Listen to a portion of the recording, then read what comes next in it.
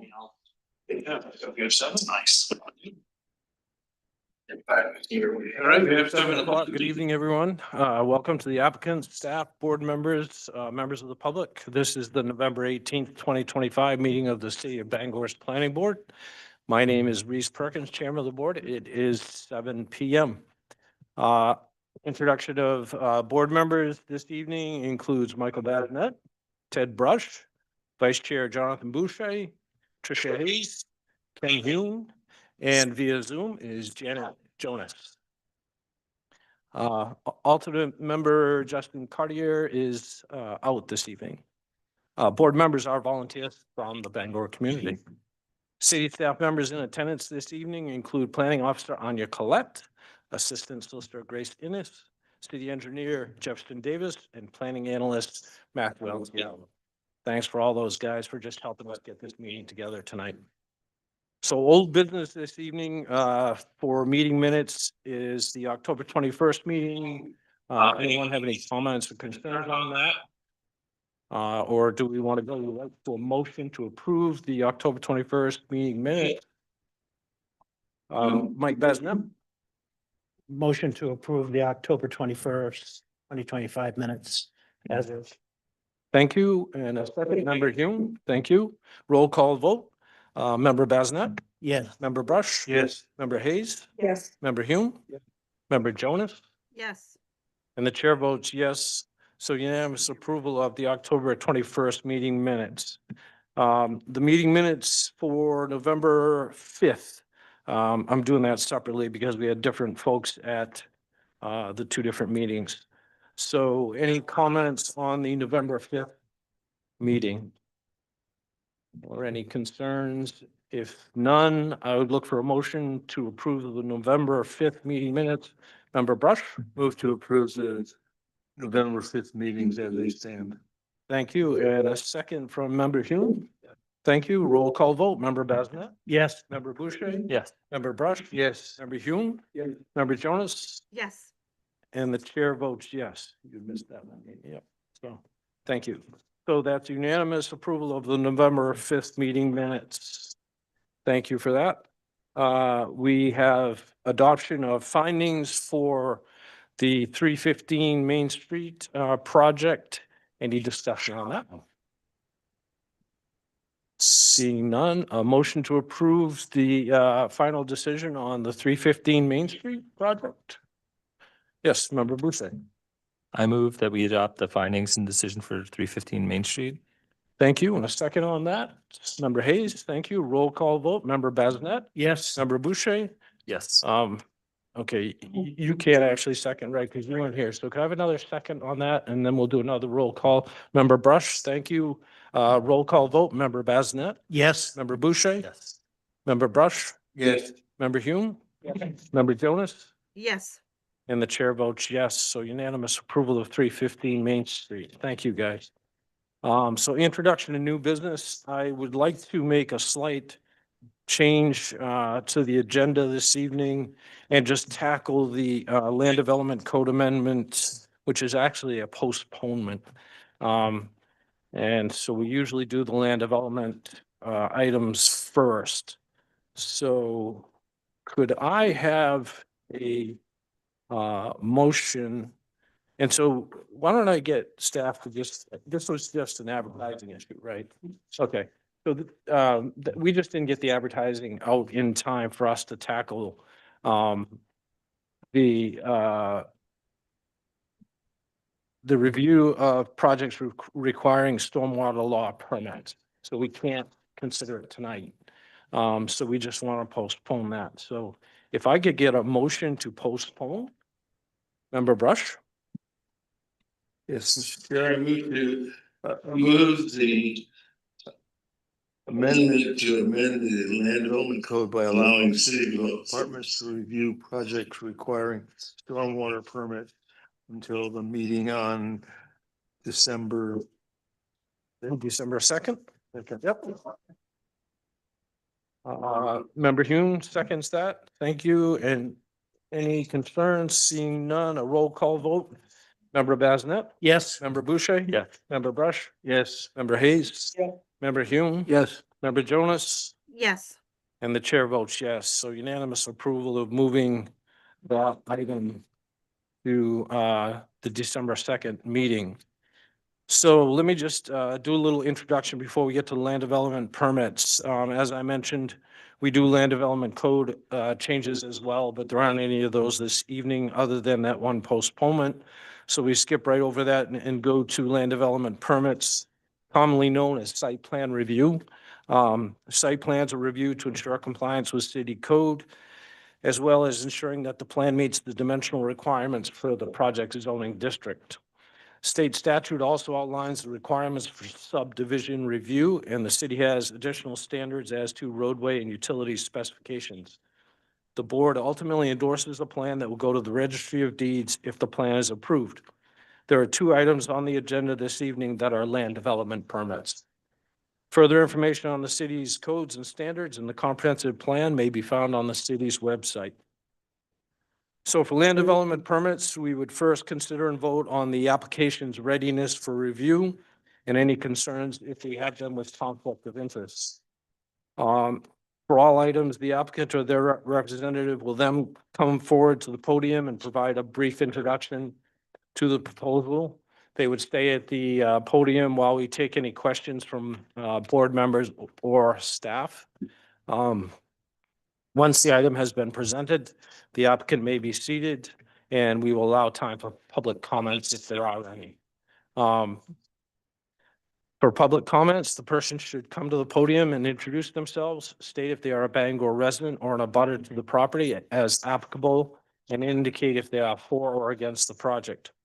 It is also helpful if you present your thoughts based upon the city's codes and standards and the comprehensive plan, as these are the primary documents used by the board to make our decisions. Once public comments are completed, we will close that item to public comments. All comments and discussions should remain respectful and considerate of others. The board will then deliberate on the proposal using the applicable standards. For clarity, the code standards are typically read and voted on separately. You guys know that. A final discussion is then read and voted on. If the applicant disagrees with the land development permit decision that we make tonight, they have the right to appeal the decision to the Superior Court of Maine. Once the project you're interested in has been reviewed, you're welcome to leave the meeting, but please be respectfully quiet so as not to disturb the review of other agenda items. All right, so let's get right to it. The first permit application is for a site development plan, planned group development and minor subdivision for construction of a 2-story building with 4 dwelling units located on 15 Hemlock Street, map lot 052-176 in the Urban Residence 2 District. The applicant owner is Freeman Townhouses LLC. Staff has indicated the completeness of this application and that it is ready for board review. Fees are documented and paid. The applicant's standing is confirmed. Does the board have any questions or concerns about these issues, or are there any conflicts of interest that need to be brought up? Seeing none, I would look for a motion to approve the project completeness and ready for review. Member Boucher? I move the application was deemed complete on November 18, 2025. The applicant paid all applicable fees per Exhibit 4, and the proposed project is a site development plan, site development plan, group development, and minor subdivision. And the city engineer reviewed the final subdivision plat and provided a written report on November 7, 2025. Excellent, thank you. And do I have a second on it? Member Hume, you had your hand up. I've got a second from Member Hume. Roll call vote on the application completeness. Member Bazinet? Yes. Member Boucher? Yes. Member Brush? Yes. Member Hayes? Yes. Member Hume? Yes. Member Jonas? Yes. And the chair votes yes. So the application is ready for review. Jim, welcome. Welcome. My name is Jim Kaiser. I'm here representing the applicant this evening. We're here for kind of a combined approval, being the minor subdivision for the 4 dwelling unit splits in the apartment building. And also the group plan group development permit for the fact that we're utilizing or combining the use of two separate lots. It has been in a single ownership for quite a number of years, but they are lots of record. So in working with planning and code, it was kind of formulated that with the new aspect of the housing portion of the code, that if one of the lots was split off with the appropriate size and didn't create any more nonconformity, that we could create that as a vacant lot and thus go forward with a four unit development. So that's what we're here with you today. The lots date back quite time into the original development of that area. We're keeping lots 76 and 77 of the original subdivision together, and they contain the three existing apartment buildings. And then we're breaking off 75, which is a 12,100 approximately square foot lot. So that has enough area then to do the four units on it. So being vacant lot, of course, we can do the four units. We've got both the lot coverage and the impervious area on each of the lots is below the requirement for that zone out there. And as I said earlier, the existing area doesn't go into any more non-conformity. We're actually taking out a little bit of pavement so that we bring parking setbacks into conformity on the remaining land area. We've provided a buffer of parking areas in working with the staff on that. And the parking situation is such that there's more than exceeds limits or the requirements for the cities on it. And those will all be shared parking. Although I think by just looking at the plan, you can kind of see where people are going to gravitate to as far as the parking is concerned on it. So, and with that, we'd be more than happy to answer any questions the board may have.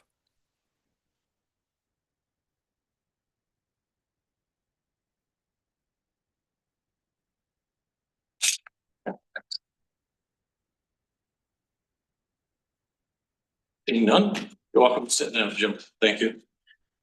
So let me get my microphone on too. So we will open this up for public comments. I do want to note that we had one sent to us today. Board members, did you all see that or get that? Oh, I'm sorry. Good, thank you. I'm just trying to cover all the bases here. All right, we'll talk about that when we get to it. Public comments on this project? Seeing none? Nope. Okay. Reminder to board members, we've shut off Zoom for public comments, so we aren't going to be doing that. So I will close the public comment portion. You're not taking comments on Zoom. Correct, not public comments. We need to change our notice then. I think we did say in there that. Yep, we should. Well, some of the people that are here trying to comment on. There were, The city council adopted a new remote meeting policy that no longer allows Zoom comments in public meetings. Do you know when it took effect, immediate or? It took effect after the special meeting on November 3rd, so it's 10 days after that, so November 13th, so it would be in effect. okay, Sorry. So if people are here to provide comments on Zoom, since we did put it in the notice. are you sure there are? I'm not positive, but I think one of up there is the person who submitted the comment via email, and maybe, I don't know if it's For the next one, yeah, we have that in writing. so I'm just not sure. They need to postpone to possibly accept public comment in writing.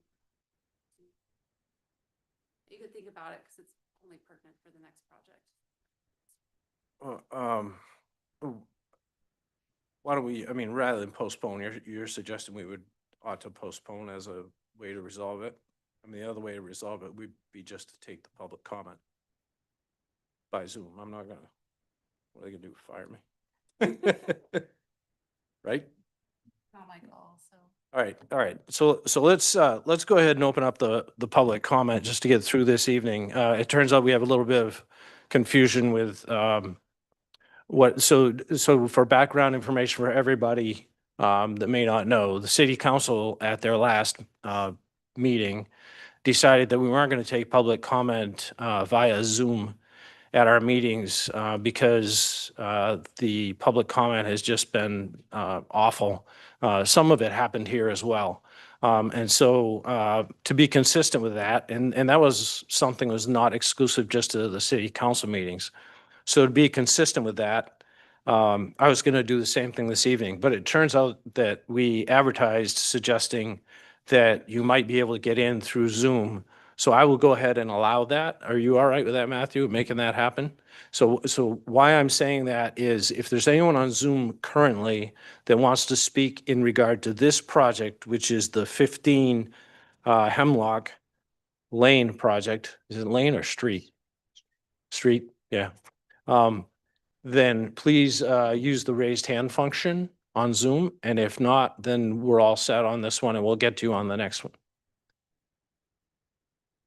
And so I don't see any raised hands on Zoom right now, so we will close the public comment on this project and we will get to you folks on Zoom on the next project when we get to it. All right, so with that in mind, do board members have any other issues or questions that we want to bring up before we go to the standards? Seeing none, let's move right to the standards. And so I would need a motion on the applicable provisions and findings, part 1, which requires the project to meet Articles 2 through 12. And item 1 would be the motion I would be looking for. Member Brush? Mr. Chair, I move the board finds that based on exhibits 2 and 14, the applicant satisfied Land Development Code Section 165-33's requirements regarding filling, grading, and earth moving activities, and Section 165-33.1's requirements surrounding erosion and sediment control. Thank you. Do I have a second on this one? Member Basnet? Thank you. Roll call vote. Member Basnet? Yes. Member Boucher? Yes. Member Brush? Yes. Member Hayes? Yes. Member Hume? Yes. Member Jonas? Yes. And the chair votes yes. So we're all set on that. Jim, you're welcome to sit down because we're going to go through all this. You're good standing up? Okay. All right, fine. Thank you.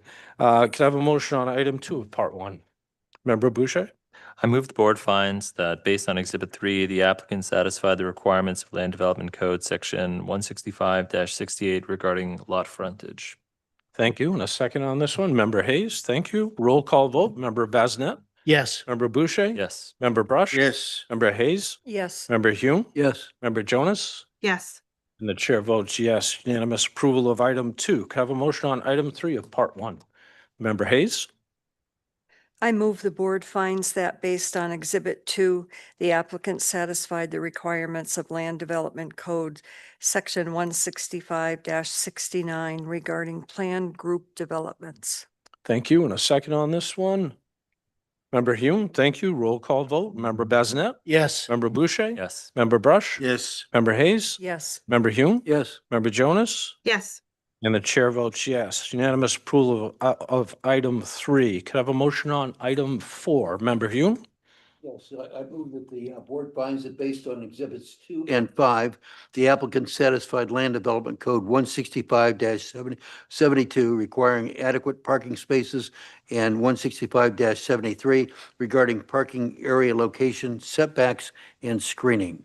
Okay, thank you. And a second on this one. Member Basnet? Thank you. Roll call vote. Member Basnet? Yes. Member Boucher? Yes. Member Brush? Yes. Member Hayes? Yes. Member Jonas? Yes. And the chair votes yes. Unanimous approval of item 4. Could I have a motion on item 5? Member Jonas, you want to tackle that one? Sure.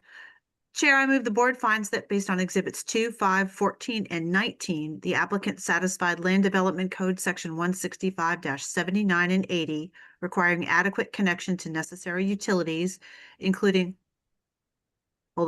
public water and sewer, I'm sorry, my computer's going crazy, when possible. Thank you. A second on this one? Member Boucher, thank you. Roll call vote. Member Basnet? Yes. Member Boucher? Yes. Member Brush? Yes. Member Hayes? Yes. Member Hume? Yes. Member Jonas? Yes. And the chair votes yes. Unanimous approval of item 5.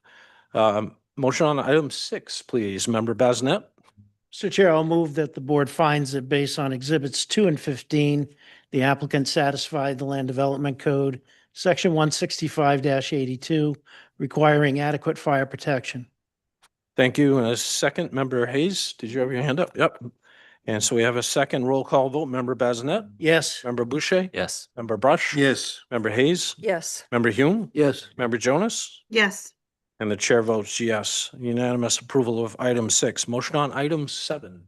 Member Brush?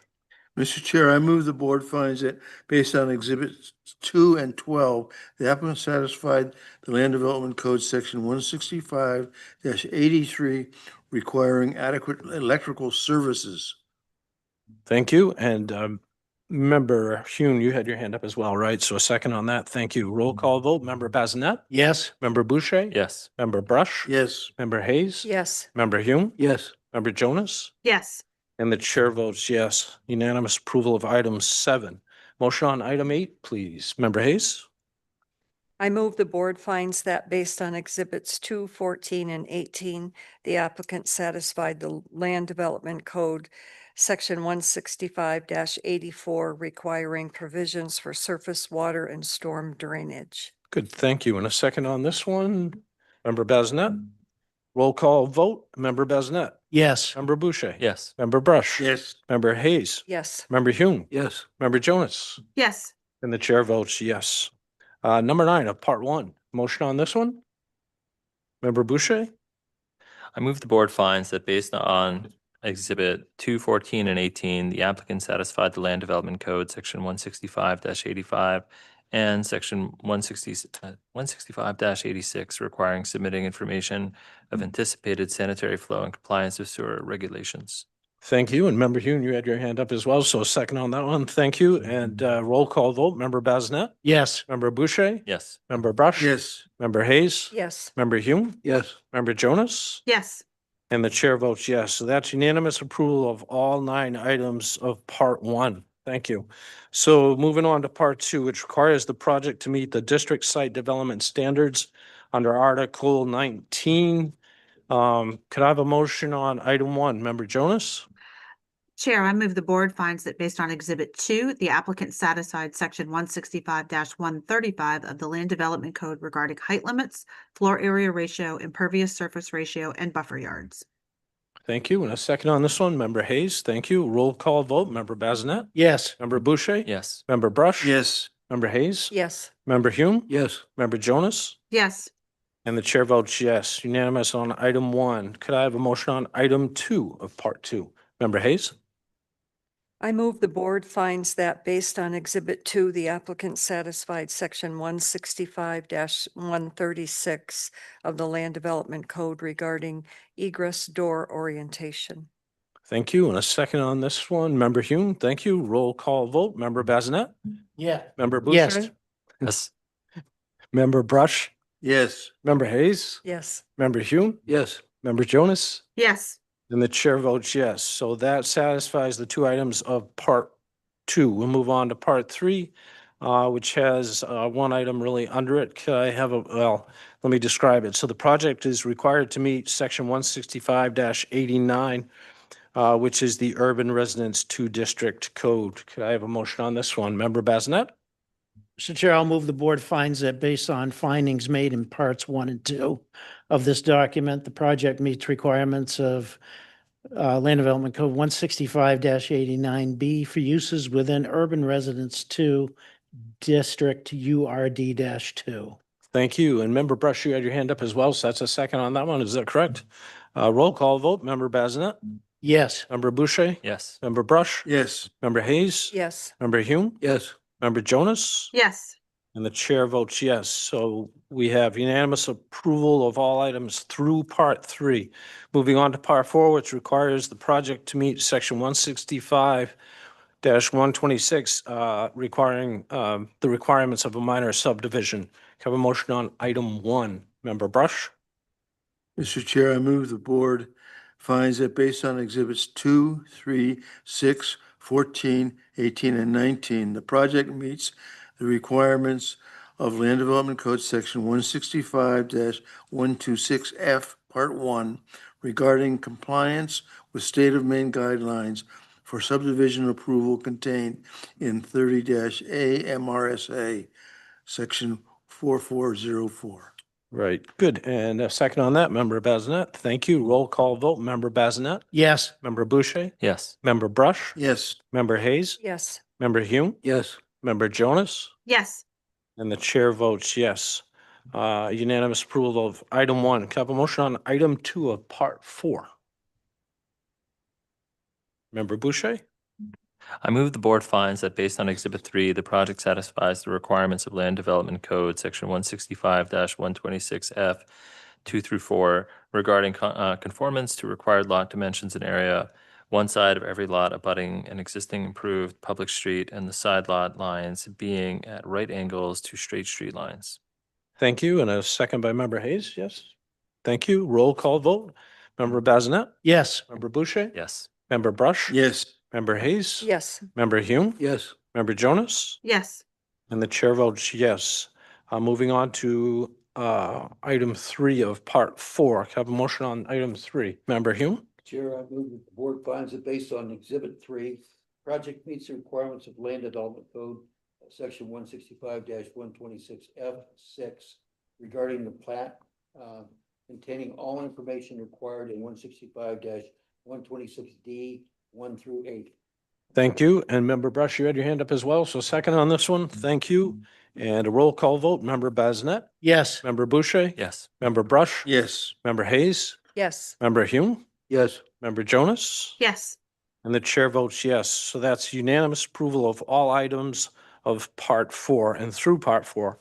Moving on to part 5, which requires the project to meet Section 165-114, the land development approval standards. Can I have a motion on item 1 of that? Member Brush?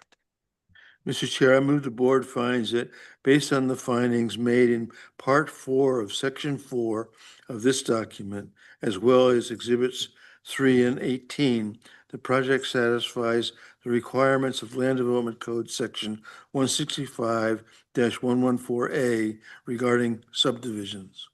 Good, thank you. And a second on this one from Member Bazinet. Thank you. Roll call vote. Member Bazinet? Yes. Member Boucher? Yes. Member Brush? Yes. Member Hayes? Yes. Member Hume? Yes. Member Jonas? Yes. And the chair votes yes. Can I have a motion on item 2 of part 5? Member Hayes? I move the board finds that based on Exhibits 2 and 18, the applicant satisfied Land Development Code Section 165-114B's requirement that the proposed parking and loading layout are arranged in a reasonable and safe configuration. Thank you. And Member Hume, you had a hand up, so second on that from Member Hume. Roll call vote. Member Bazinet? Yes. Member Boucher? Yes. Member Brush? Yes. Member Hayes? Yes. Member Hume? Yes. Member Jonas? Yes. And the chair votes yes. So that's item 2. Can I have a motion on item 3 of part 5? Member Hume? Yeah, Chair, I move that the board finds that based on Exhibit 2 and 18, the applicant satisfied Land Development Code Section 165-114C requirement that all proposed access drives from the site to any public right-of-way are reasonably necessary and safe. Thank you. And a second on this one from Member Bazinet. Thank you. Roll call vote. Member Bazinet? Yes. Member Boucher? Yes. Member Brush? Yes. Member Hayes? Yes. Member Hume? Yes. Member Jonas? Yes. And the chair votes yes. Member Jonas, you want to tackle item 4?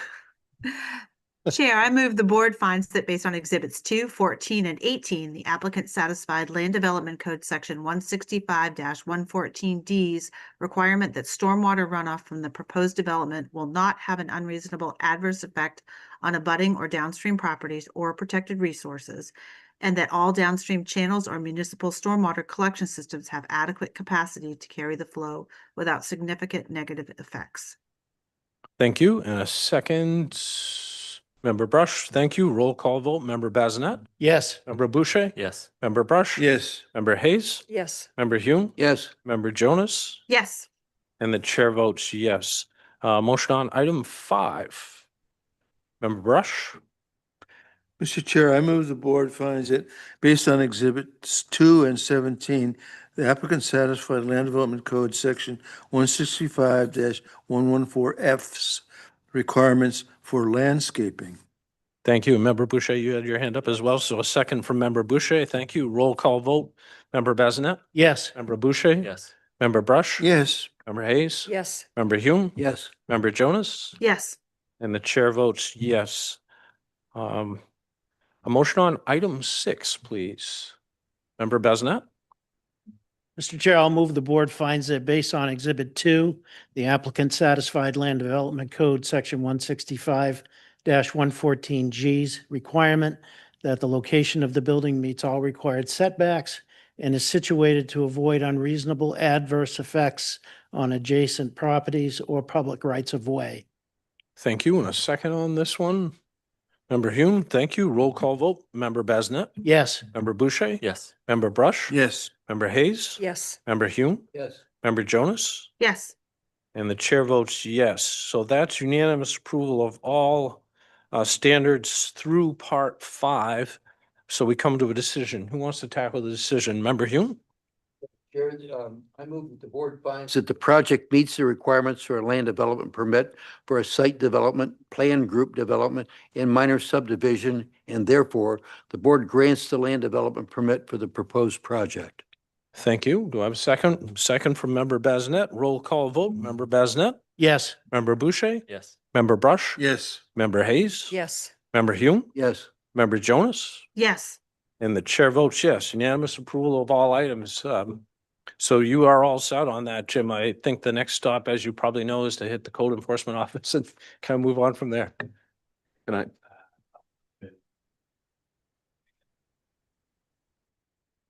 Yep.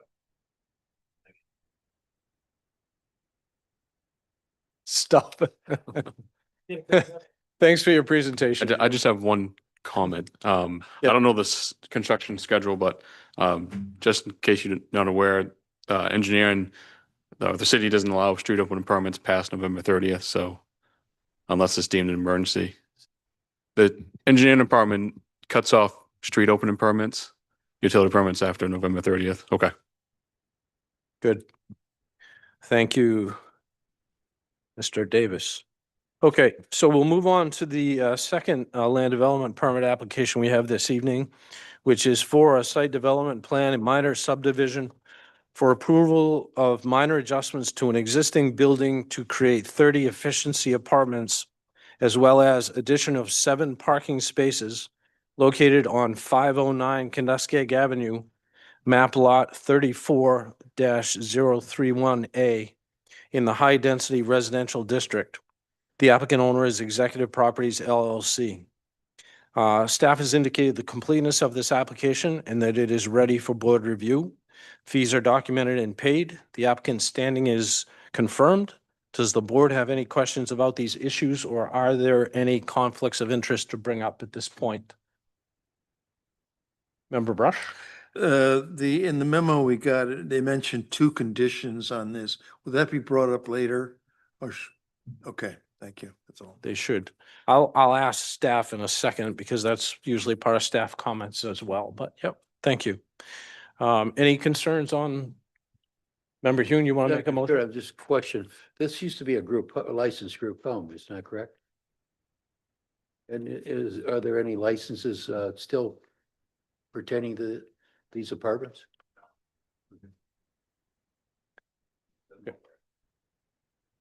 Thank you. Any other questions, or we're just dealing with applicant completeness at this point? So seeing none, could I have a motion on the applicant completeness, which you would find under procedural background? Member Boucher? I move the application was deemed complete on November 18, 2025. The applicant paid all applicable fees. See Exhibit 3. The proposed project is a site development and minor subdivision, and the city engineer reviewed the final subdivision plat and provided a written report on November 7th, 2025.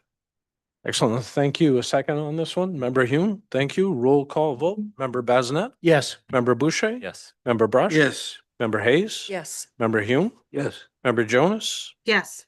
And the chair votes yes. So that gives us through application completeness. So Randy, you can come on up, introduce yourselves, talk a little bit about the project, and then we'll take it from there. Thank you. Evening, thank you. Randy Bragg from Carpenter Associates, and I'll be speaking for Executive Properties this evening on our project at 509 Canduskeg Ave, previously Country Villa Inn. We are repurposing it for affordable housing. We've decided to, or the client has decided to go for 30 units. That means we had to add a couple parking spaces. I shouldn't say a couple, exactly 7. And that's one of the primary reasons I think we're in front of you for this site plan approval and subdivision approval this evening, other than change of use. If you recall, a couple of months ago, we got a zone change for the entire parcel to HDR. It was previously split two zones. So that's been taken care of. We're really not touching the building on the exterior at all, except for the 7 parking spaces, and you can see those identified on the site plan that you have. We were asked by staff review to increase or improve the probably failing buffers along the western boundary, I'll call it, towards Husson. So we added a C2 buffer there in front of the 4 parking spaces and the additional 18. And that's identified on the drawing as well, in addition to the existing vegetation there. The project already has water, sewer, and electric. There's going to be obviously some interior modifications to improve the units that are there. Previously, there were 28 units. Now we're turning it into 30, so there will be 2 more. One of those units is in the upstairs portion of that facility in the front, next to Canduskeg Avenue. At the end of that project, all of those units will have a small kitchenette and their own restrooms, of course. The previous community kitchen, if you will, has been refurbished or proposed to be refurbished to be a common laundry area for the tenants. So I just want to move on to the conditions. We got a comment from Bangor Water District. We did go out and survey the location of the water mains that were there. We discovered 2 2-inch water mains serving the building. We got a comment from Bangor Water District that we needed a 2-inch for the domestic water based on the fixture count, so we're good there. We also have the other water main to handle the fire flows. They mentioned that if the 2-inch is insufficient for the fire flows, the building's currently sprinklered, so I think it's fine. But that's yet to be determined as part of the building permit. They would like us to remove that line and replace it with new. The other comment that they had, there's this strange 3/4 inch service that I don't think anybody knows what it serves. They've asked us to remove that. So not too many changes for the project, really. And I apologize, I forget the other condition, but That's just to record the, or execute the affordable housing. oh, yes. So obviously, as part of this project, they'll need to work out an agreement with the city of Bangor for the affordable housing agreement. And as you hinted to, there is a comment, an email from a neighbor. So if you want to read that into the record or whatever, that's fine. Yeah, thank you. Typically, we don't read into the record, but we do want to recognize it, and I did want to make sure that all the board members are aware of it. So we'll get to that when we get to the public comment. So you're all set, though, at this point. Thank you, Randy. Any staff comments beyond that? Just on the wording of the condition for the Bangor Water District, because you have the wording for the affordable housing agreement, final decision motion, but for the Bangor Water District one, I would recommend phrasing that as conditioning the certificate of occupancy on the applicant meeting the Bangor Water District.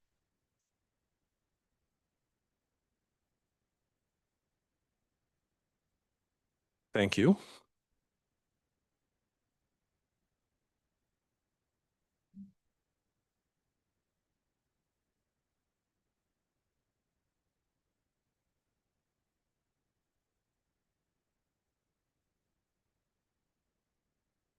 All right, good. So, other board member questions for the applicant at this point? Member Brush? I'm not quite sure. Have you executed an affordable housing agreement with the city? We have not yet. Not yet. Okay, so still as a condition. That would be a condition of occupancy, I would assume. Thank you. Yep. Okay, thank you.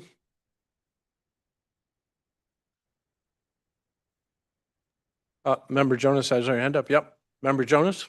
Aren't you proud I learned how to use that feature in Zoom?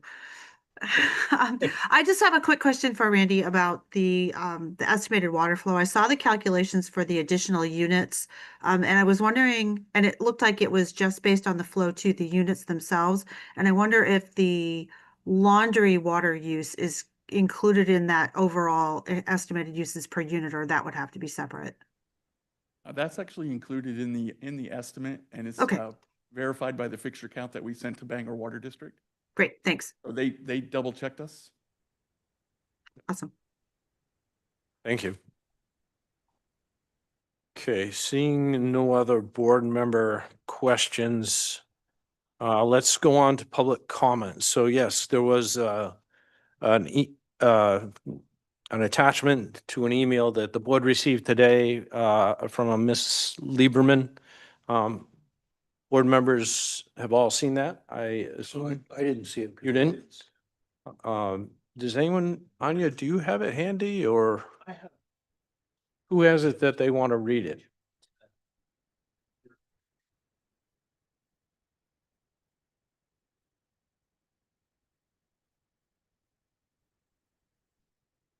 I prefer not to read it. Okay, It's got some harsh wording. okay, that's fair. Is she on? No, she's not on. Yeah.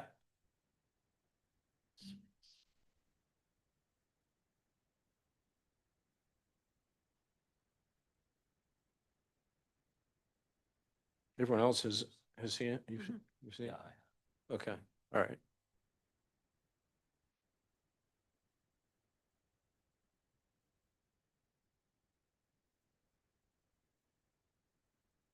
Just a second, Chair. Okay.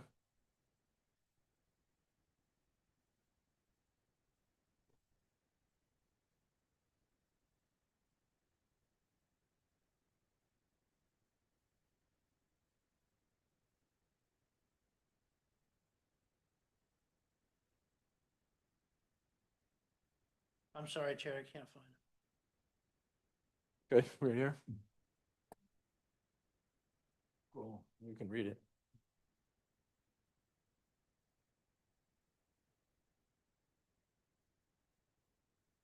So anyone out there in video land who's wondering what we're doing right now, we're just giving member Hune a chance to read this email that came in to the staff today so that we all have the same information. Which he's got, so he's reading that. When we get done, we'll continue.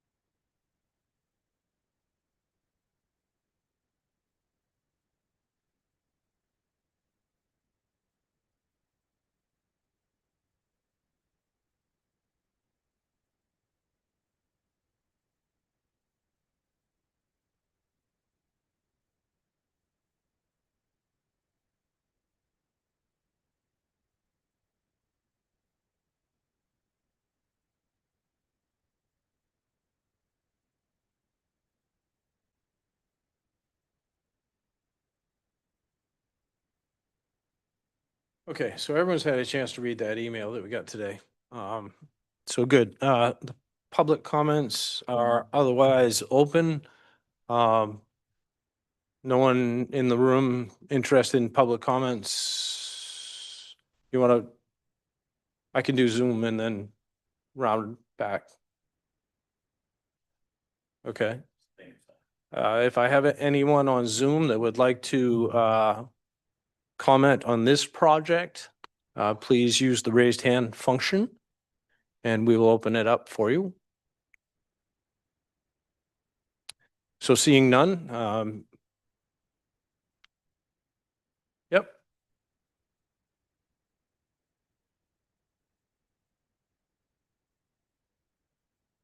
You have to. Louis Morrison, and I live in Harvard, but play a lot in the Bangor area. I just wanted to commend this project. I've been through this building. I have nothing to do with it. I wish I did, but with the applicant multiple times, and it is just screaming affordable housing. The building's all set up for it. I mean, these were 28 homes for, I think it was elderly folks when I was in there. You know, some of the questions about water, they were doing laundry way more than single, you know, little apartments will do. And it's a shame to see a building like that, even for the last year or so, sit empty when we have so many people that need homes. So I commend this project, and I hope you guys move forward with it, because it's exactly what it should be. Thank you, Louis. Luke? Okay, good. Thank you. So I am going to close the public comment period. We have no one else interested in speaking that way. So before going to motions on the standards, board members have any other questions or concern we want to talk about before that? No, seeing none. Then let's go right to the standards. So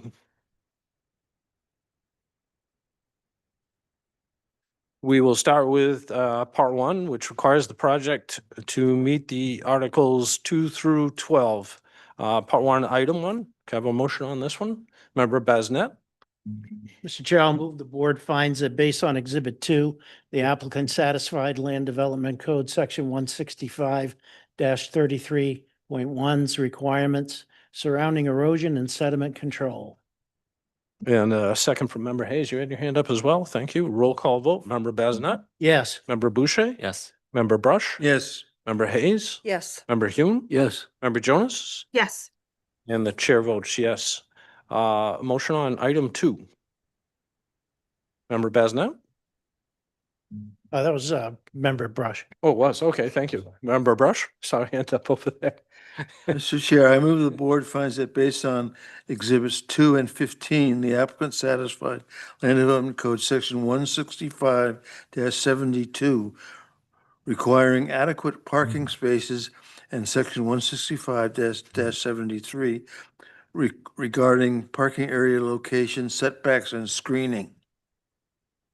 Thank you. And second on that one by Member Boucher, right? I saw your hand up earlier too.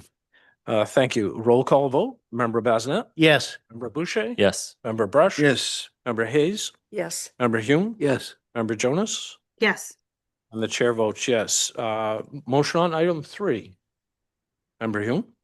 Yeah, Chair, I move that the board finds that based on Exhibits 2, 17, and 21, the applicant satisfied Land Development Code Section 165-79 and 80, requiring adequate connection to necessary utilities, including public water and sewer when possible. Thank you. A second on this one, Member Basnet. Thank you. Roll call vote. Member Basnet? Yes. Member Boucher? Yes. Member Brush? Yes. Member Hayes? Yes. Member Hume? Yes. Member Jonas? Yes. And the chair votes yes. Could I have a motion on item 4? Member Jonas?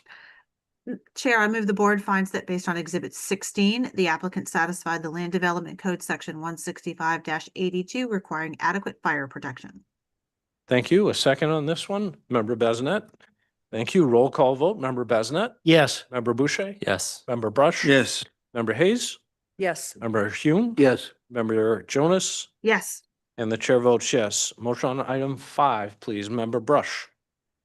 Mr. Chair, move the board finds that based on Exhibit 2, the applicant satisfied Land Development Code Section 165-83 requiring adequate electrical services. Thank you. A second from Member Hayes. You had your hand up as well. Roll call vote. Member Bazinet? Yes. Member Boucher? Yes. Member Brush? Yes. Member Hayes? Yes. Member Hume? Yes. Member Jonas? yes, And the chair votes yes. Motion on item 6. Member Boucher? I move the board finds that based on exhibits 2, 17, and 21, the applicant satisfied the Land Development Code, section 165-85 and section 165-86, requiring submitting information of anticipated sanitary flow in compliance with sewer regulations. Thank you. And a second from Member Hayes. Yes. And a roll call vote. Member Bazinet? Yes. Member Boucher? Yes. Member Brush? Yes. Member Hayes? Yes. Member Hume? Yes. Member Jonas? yes, And the chair votes yes. So that's unanimous approval of all items 1 through 6 of Part 1. So moving on to Part 2, which requires the project to meet the district site development standards under Article 19. Do I have a motion on this one? Member Hayes? I move the board finds that based on Exhibit 2, the applicant satisfied Section 165-135 of the Land Development Code requiring impervious surface ratio and buffer yards. Thank you. A second on this one. Member Brush? Thank you. Roll call vote. Member Bazinet? Yes. Member Boucher? Yes. Member Brush? Yes. Member Hayes? Yes. Member Hume? Yes. Member Jonas? yes, And the chair votes yes. That's unanimous approval of Part 2. Moving on to Part 3, which requires the project to meet Section 165-100, which is high density residential zoning. Can I have a motion on this one? Member Hume? Yes, Chair, I move that the board finds that based on the findings made in parts 1 and 2 of this document, the project meets the requirements of section 165-100B for uses within the high-density residential district. Thank you. And a second from Member Brush. Thank you. Roll call vote. Member Bazinet? Yes. Member Boucher? Yes. Member Brush? Yes. Member Hayes? Yes. Member Hume? Yes. Member Jones? yes,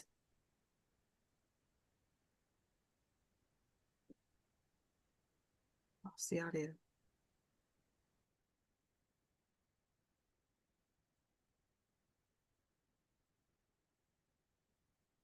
Mr. Chair, I move the board finds that based on exhibits 2, 5, 7, 9, 14, 17, and 21, the project meets the requirements for Land Development Code Section 165-126F, Part 1, regarding compliance with state of Maine guidelines for subdivision approval contained in 30-A MRSA Section 4404. Thank you. And a second by Member Bazinet. Thank you. Roll call vote. Member Bazinet? Yes. Member Boucher? Yes. Member Brush? Yes. Member Hayes? Yes. Member Hume? Yes. Member Jonas? Yes, And the chair votes yes. Could I have a motion on item 2? Member Jonas, you want to take that one? certainly. Mr. Chair, I move the board finds that based on Exhibit 2, the project meets the requirements of Land Development Code Section 165-126F, Part 6, regarding the plat containing all information required in 165-126D, Sections 1 through 8. Thank you. A second on this one? Member Boucher, it was kind of a tie. So, roll call vote on 2. Member Bazinet? Yes. Member Boucher? Yeah. Member Brush? Yes. Member Hayes? Yes. Member Hume? Yes. Member Jonas? Yes, And the chair votes yes. That's unanimous approval through Part 4. Moving on to Part 5, which requires the project to meet Section 165-114 Land Development Approval Standards. Can I have a motion on item 1? Member Boucher? I move the board finds that based on the findings made in Part 4 of Section 4 of this document, the applicant satisfied the requirements of Land Development Code, Section 165-114A, regarding compliance in 30-AMRSA, Section 4404. Thank you. A second on this one. Member Brush? Thank you. Roll call vote. Member Bazinet? Yes. Member Boucher? Yes. Member Brush? Yes. Member Hayes? Yes. Member Hume? Yes. Member Jonas? yes, And the chair votes yes. Motion on item 2. Member Jonas, you want to try that one? Certainly. Chair, I move the board finds that based on exhibits 2, 17, and 21, the applicant satisfied Land Development Code Section 165-114B's requirement that the proposed parking and loading layout are arranged in a reasonable and safe configuration.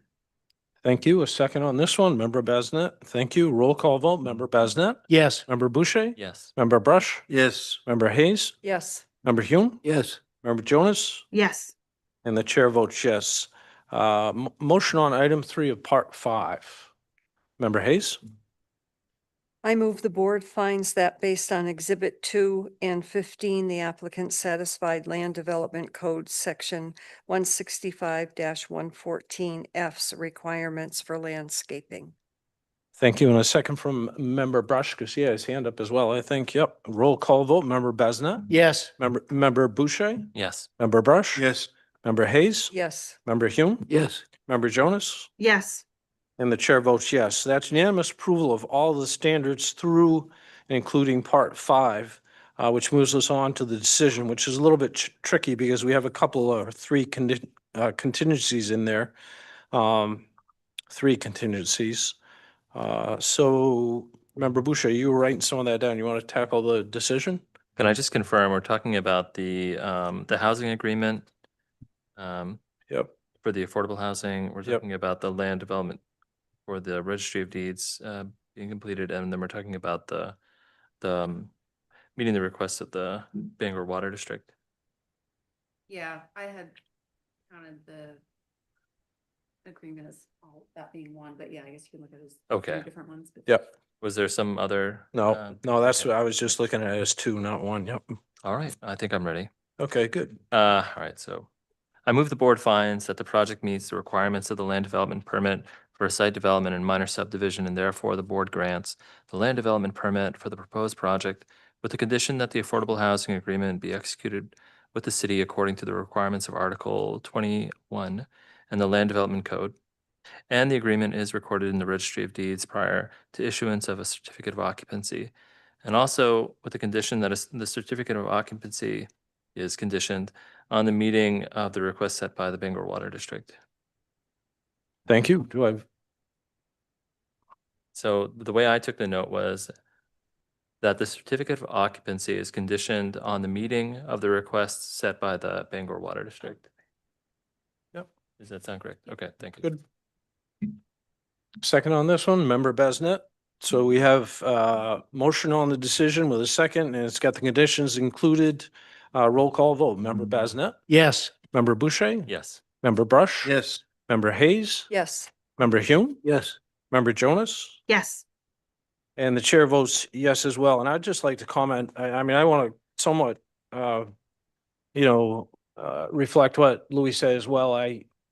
Not just with this project, but the other project, we work a lot of time with no real show for units that are coming. And it's nice to see 2 projects here in front of us this evening that add up to 34 units, which are not there in existence right now. So it's nice to see that. I do think also the reuse of that building is great. The email which came in earlier, made me think, and I think probably the rest of you also, wanted to consider that as well. I would like to emphasize that having low income housing units does not equal homeless people being there. So I don't agree with that. And I But think it's not part of it. that the applicant has done a great job with multiple units in this area. As I think Louis, you mentioned as well, and in fact, uses a number of those units often for the people that work at his facility. And so I do not have concerns with that. And there was a comment with regard to a fence, which is not something that we can require. We do require that the project has the buffering and the setbacks as any other project in the city would be required to have, and that's the way we handle that. So I feel very comfortable that we did that as we should. I'm glad that we approved that project. So you are all set there. Thank you, Randy. Appreciate the application. So with all that being said, we are done with the site reviews this evening, and that brings us back to just a couple of, we call them workshops on the tail end of the meeting. So staff's gonna take those, I think. Although I think Louis is here tonight and he may want to bring up or talk about the tiny homes, and Luke as well. Don't want to ignore you either. But workshop on short-term rentals in tiny home parks. Do you want to take that one on you to start? Yep. Just an introduction to the background on this. So we had brought this forward as a proposed change last year at the Business and Economic Development Committee. And at the time, we were proposing to cap short-term rentals, allow it in the tiny home parks, but cap it at 5% or 50% of the homes in that park, or 5 homes, whichever is less. And we were also proposing to apply that to manufactured home parks, because currently the code allows for short-term rentals in manufactured home parks without any limitations, but disallows them completely in tiny home parks. So I felt like that was a discrepancy that needed to be corrected.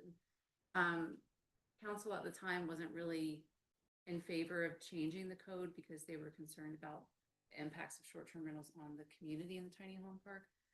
That was the general feeling at the time, but Luke wanted to bring this back, and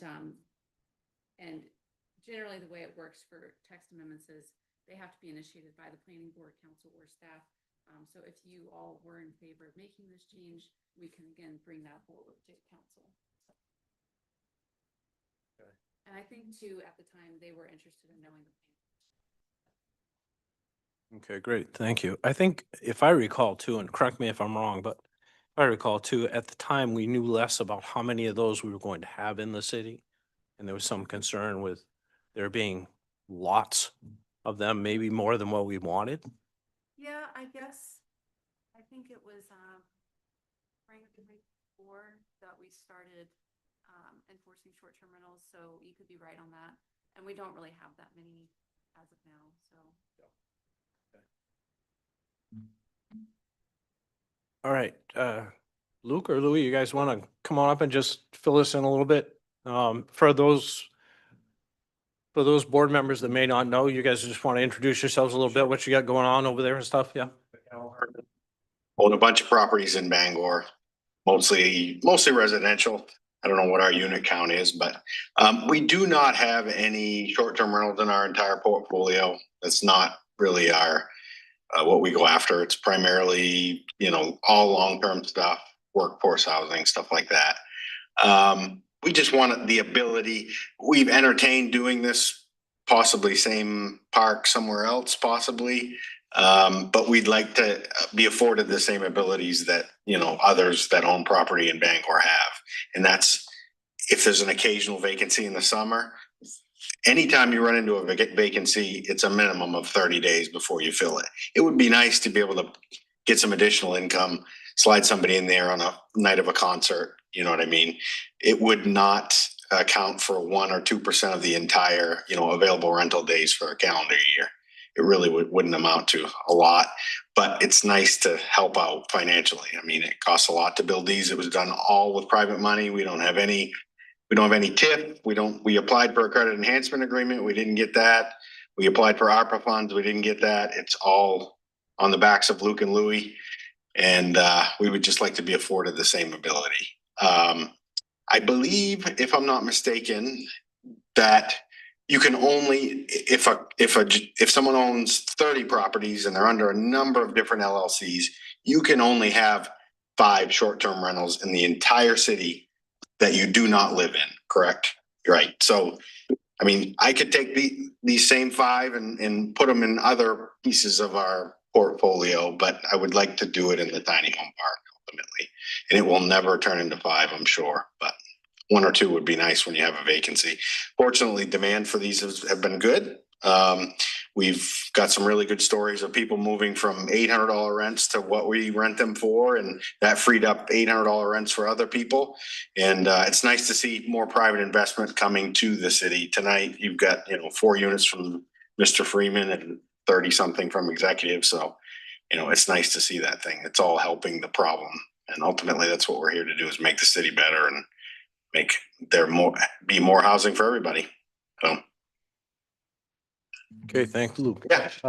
Any other, oh, you want to go ahead and talk? Feedback on Sure, please do. over him sometimes. I don't want to do that. So, he brought up that, you know, the part about us, sorry, Louis Morrison, Herman, Luke's business He gets partner. excited. Luke's business partner. Well, because you touched on one thing before anybody else could say anything, and then I want to piggyback off that. Something different is, you know, when we have like a 30-day turnover, it'd be nice to be able to rent them, you know, and gain a little bit of financial on those days. On that same tune, thanks to you folks and thanks to many other people, we were even able to do this project. It was extremely successful. I say this to people all the time that, in my opinion, it's a real solution to a real problem. We see projects all the time in the city. We've done some ourselves that took years, that created 5 units, 6 units. I think there's one right here that's been going on forever that's going to add 6 units. We added 30 units, not even knowing what we were doing. I mean, we have a 2-acre lot. We added 30 units in just over a year. They filled up the second they were available. That then cut off the 31st person that wanted to maybe move into one of these. Now we can't offer them anymore because they were so successful. What I think having some Airbnb time with it, not that that's even really what we want to do, but we don't want to be handcuffed either, is it will allow some people that I get asked all the time, I wonder if I could actually live in one of those things. They're so, you know, they're little, well, it's proven that some people can. I don't think I could, but I think I'd spend $100 to give it a shot. I think Reese, you and your wife might stay in one just to see, you know? So I'm not talking just outside people moving in here looking for an apartment, but people that might think, because again, we were able to do 30 in a year on 2 acres, give us 40 acres, and you want to see a real solution to a real problem, we'll tackle it. We'll build 1,000 of these things. Maybe the next ones are a little bit bigger because we have a little bit bigger land, but it would give more people the opportunity to say, not only did I just drive up through that community, I've actually stayed in one for a couple nights. It was pretty cool. You know, so right now we can't do that. I mean, we could do it, just say, go ahead and stay, but we want to do everything above board as we always have and always will. So. Okay, thank you, guys. Board member questions? Member Boucher. Yeah. To Louis and Luke, or to staff, or could you just? Well, let's finish up with those guys, I think, because that was sort of the public comment. You So- guys were mentioning one hope would be that, and I don't think this is the case, but I was going to turn it to staff to ask a specific question of, can you have like a placard that you move from, in the event that you have a 30-day opening, or can you just move it to that tiny house and have that one open for short-term rental? Because as it is, it's currently set to be unit specific, like a lockdown address specific that's been reviewed, make sure it has the 2 egresses and all the other requirements. And if all these are standardized, yeah, it would just be interesting to see what the discussion is there, because that would be sort of a special. I'm more interested in asking Anya, if there's anything like that happening at the manufactured home parks or any other locations, and if anyone is taking advantage of short-term rentals. I think I've seen maybe like 1, maybe 2 short-term rental listings in a manufactured home park, not many. But yes, you make a good point about, in the code, it does require you to list which units you're designating. Anya, could you just bring your microphone closer? Oh, sorry. Yeah, so the code does require you to list which units you're designating. So if people wanted to do floating units, we would kind of have to think about that to see if that's something we would want to change or could change in the code. Because the floating unit would get closer to what I think one of the big fears around these is that they would have designated units that are always vacant and only getting used for these short-term rentals. But if it's more of this floating unit, then it gives them the value they're looking for, but also avoids the fear that these are going to get locked out of long-term housing opportunities. Yeah. Good point.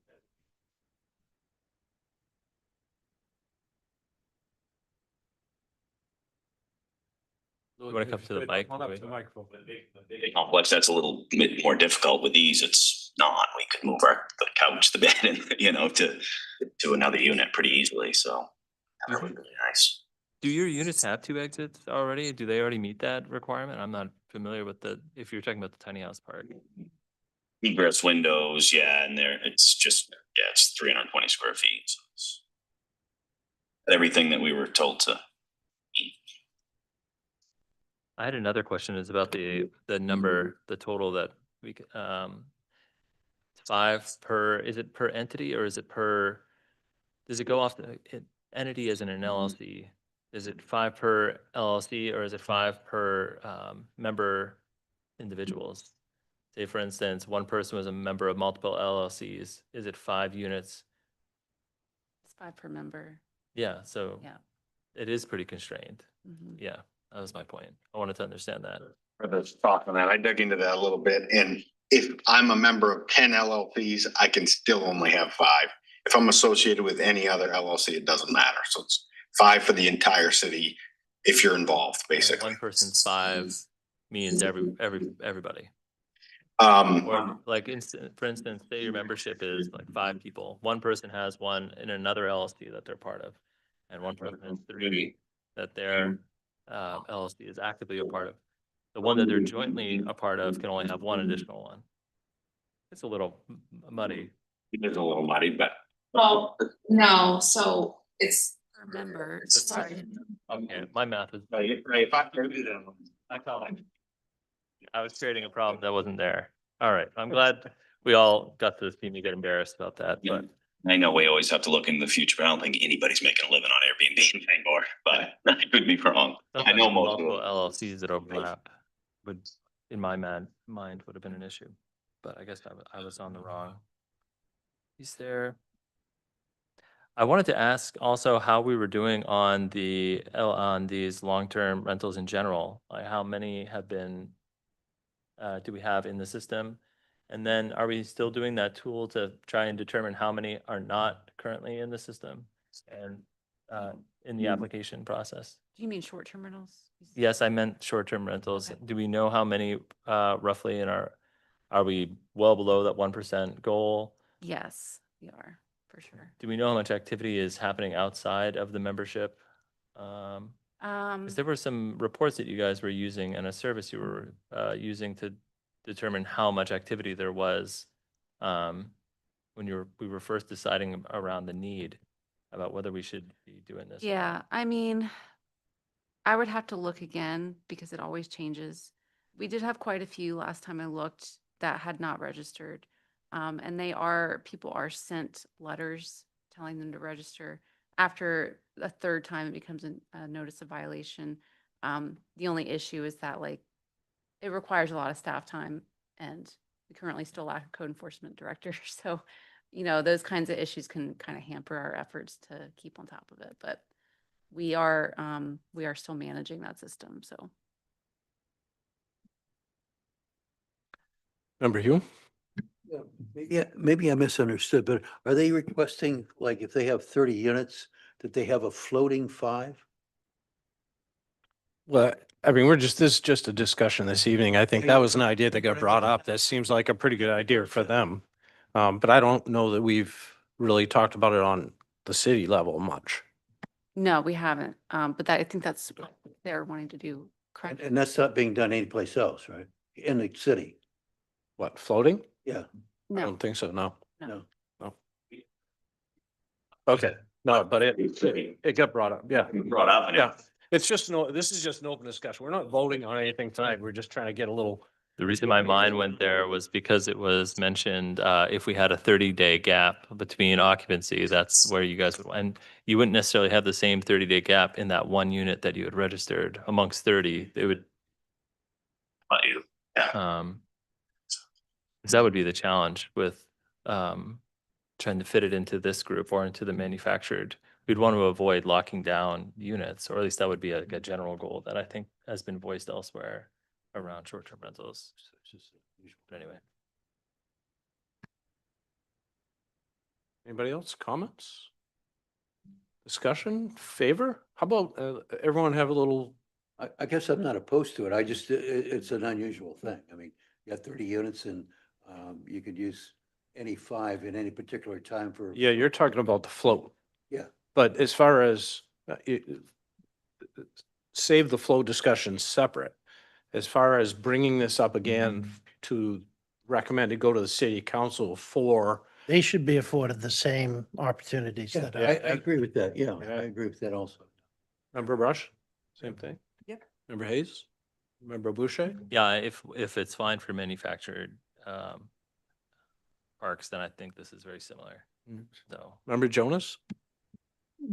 I agree. I think that this is, I think it's very, very good for us to do this and offer this for the tiny home parks in addition, and to bring it onto the same par with the mobile home parks. And I, actually did have an experience of staying in a tiny home this summer. And, it really made me learn a lot of things about whether or not I could actually do it. So I think that to their point, it's a very well-made one. Mm. Did you do it? She can't. Yeah. Remember, go ahead. I had one other question that occurred to me. If a manufactured park or a tiny home park were given low income certification, I can't think of the right term right now, would they still be eligible for this I know we're debating whether we'd move forward, but this would be a concern that I would raise. If they had been deemed low income housing, would we still want to have that group available to be using that low income property for short-term rentals? Are you saying if they got like affordable housing? That's what I meant to say. I'm sorry. Yeah. Affordable housing, yeah. We don't have any stipulation in the code for that, but if that's something you all think we should do, we can add that. I'm thinking like in the manufactured home park scenario, that's possible that they would have that scenario also in some tiny home parks, I assume. I can't recall if you guys are, yeah, you're not, your workforce, you're not affordable, yeah. So with manufactured home parks, and this kind of brings up something council had brought up, is that typically with manufactured home parks, the model's a little different where everybody has their own lot and their own home that they own separately. Not to say tiny home parks couldn't function that way. Just the only one we have in the city currently, it has common ownership and they don't have individual lots. So the model's a little different with what we have in Bangor right now. And so the density bonus that we have, that really only applies to like situations where you have a density cap. And we don't really have a density cap for manufactured home parks because that's more on our regulations on manufactured home parks mainly just look at minimum lot area and, percent recreation area and things like that. We don't have a maximum number of units. So you couldn't really use the affordable housing density bonus on that.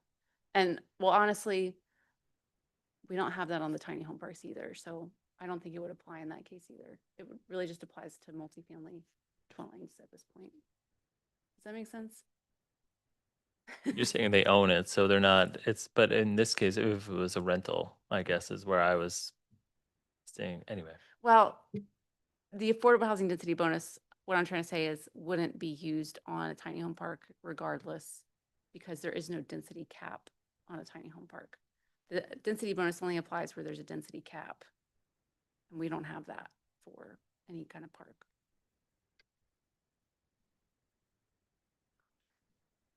I'm not sure why you're mentioning the density cap on it. I was more thinking about, and maybe I'm just not following the conversation. I was thinking more about whether we would want rentals that have been set aside for affordable housing to be opened up to be used for short-term rentals, which would not be affordable housing. Yeah, but what I'm saying is we would only ever have rentals set aside for affordable housing if they were using the affordable housing density bonus. I get you now. Yeah. Okay, never mind.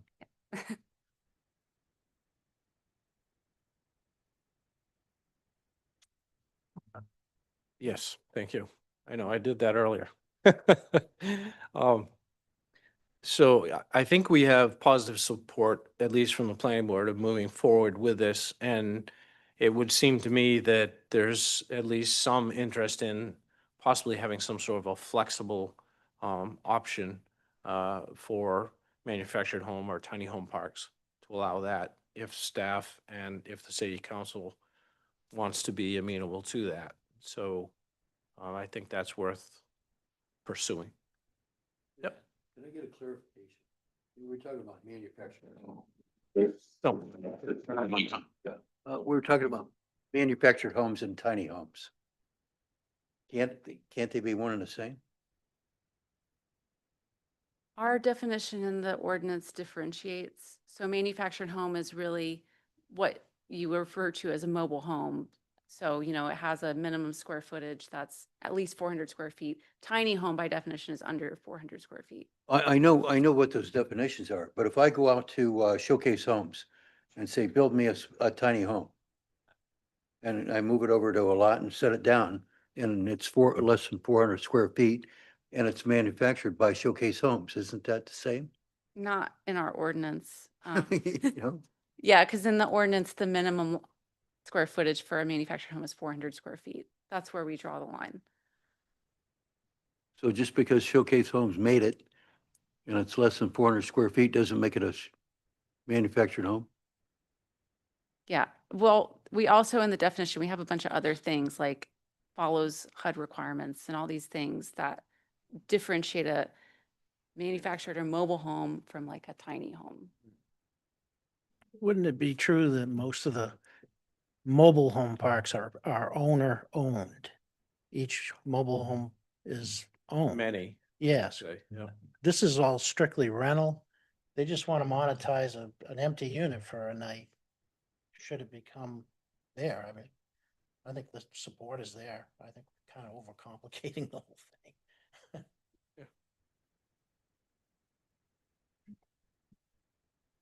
Okay. Any other comments on this? I don't think we can differentiate. If it's a tiny home, it's a tiny home, whether it's owned privately or owned by. Yeah, I don't Or think we they- differentiate it. That way. wouldn't come into it, would it? Whether it's whether owned or it's- rented? Yeah, No, I 'cause- believe so. The only thing, sorry, the difference would be in how many homes could be allowed to be a short-term rental in a park. So when you're looking at, say, a manufactured home park or a tiny home park, if the lots were individually leased and the homes owned, like you don't have like one parcel where you're renting you're renting all those individual homes. You would look at it almost like a condo. And so you wouldn't have the limit of like 5 homes per park when everybody owns their own home. Whereas in their situation where they own all of the homes in the park, they would have that cap of 5. Does that make sense? Am I explaining that okay? Yep.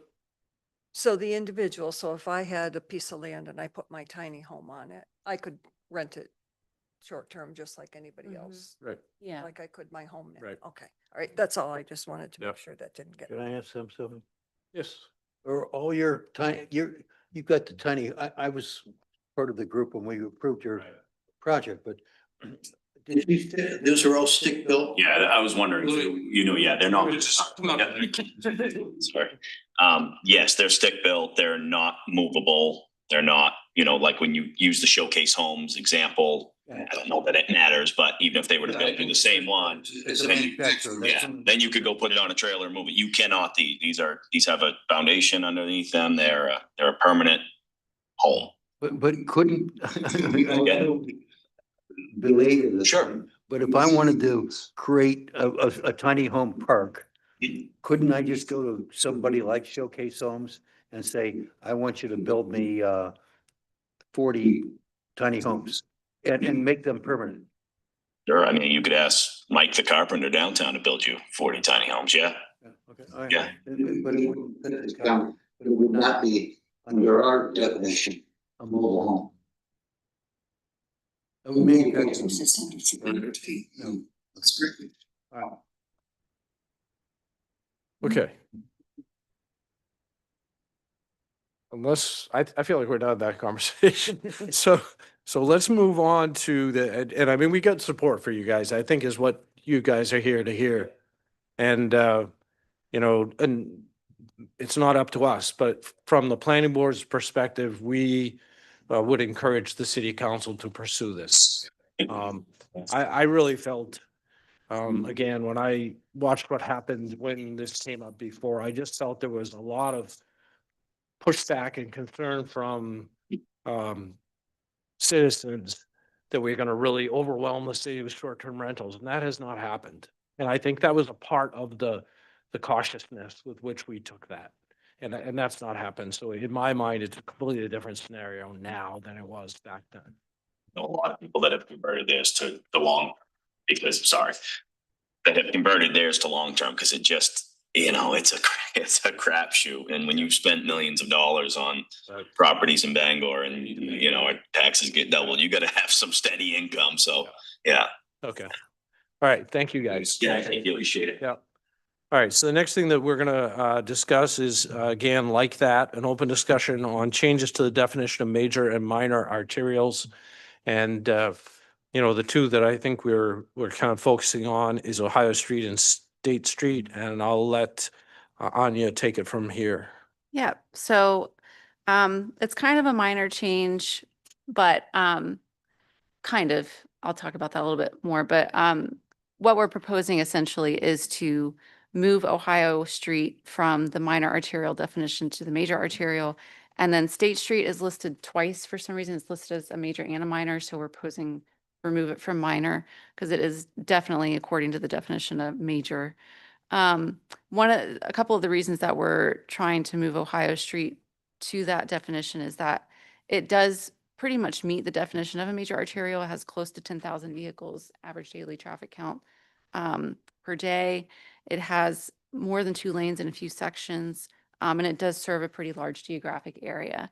Additionally, there are a lot of uses on Ohio Street that are limited to major arterials because of the nature of the use, but because Ohio Street is not a major arterial, it then makes those uses non-conforming, legally non-conforming. So that limits their options in terms of expansion and things like that. Some examples are churches and working farms. We have quite a few of those on Ohio, but in our code, those are limited to major arterials. Most of the other uses that we have that are limited to major arterials are things like only in some zones, offices, boarding houses, hospitals, nursing homes, things like that. And we do actually have at least one nursing home in Ohio, if not more than that. So again, another non-conforming use. And almost all, if not all, of the uses that are limited to major arterials are conditional uses. So you would have the discretionary approval over those uses if they were to come to you. And I think that pretty much covers most of what I was going to say on that, but I will say council wanted me to come back with some more information on the number of properties on Ohio that would be affected as far as bringing them into conformity if this were to change. And so I still have to do that research. So. Okay, any other comments on that? Thoughts on that?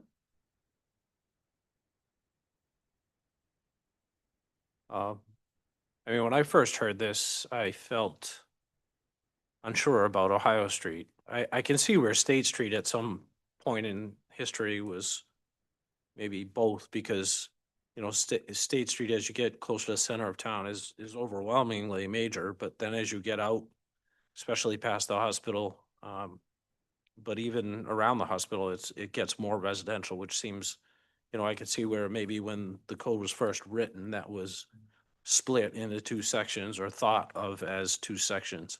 Nonetheless, at this point, I don't think that applies really. Ohio Street, you know, the area really closer to town is fairly residential for a good section, although I think a lot of it is you know, multi-unit. But it's very much sort of a neighborhood area until you get out past really 95. And then once it gets out past 95, it starts to change, and you get more churches and the nursing home and the, you know, the animal The kennel, thank you. I want to say the animal hotel and, and more churches beyond that and so forth. So it kind of changes out there. So I can see both arguments for that. But I'm not sure it would really change a lot in a bad way by making it major. I can't think of one example where it might, I guess. Any other thoughts? Member Brush? Is there any way to get public input on this decision? Or any reason to Well, I do mean, that? you know, we certainly would have that if this was to go to, I don't know if, would we review it here if it changed? We Yeah. would, right? So Yeah. it would get public, you know, exposure both here and in the city council, during those meetings. Yeah. Yeah. Any other comments? So how about just a little feedback individually? All in favor? It's a good idea. Yeah. I'll be in favor. Yes, I'm in favor. go for it. Member Jonas is raising her hand as well, so it sounds like, you know, positive push forward on both those items from the planning board right at this point. Okay. Okay. So good with that. Thank you, everyone. We do have an item of thoughts on land development code and land use planning. I feel like we just kind of did that. So unless anyone's got anything else on that, I will sort of skip it. I don't know of any other comments or questions or concerns. I do want to remind everyone we have some documents that need signing this evening, so don't escape. Except for member Jonas, don't escape without signing the documents this evening. I've already escaped. And it is now 8:32 and thank you all. We're adjourned. Good night. Do sign.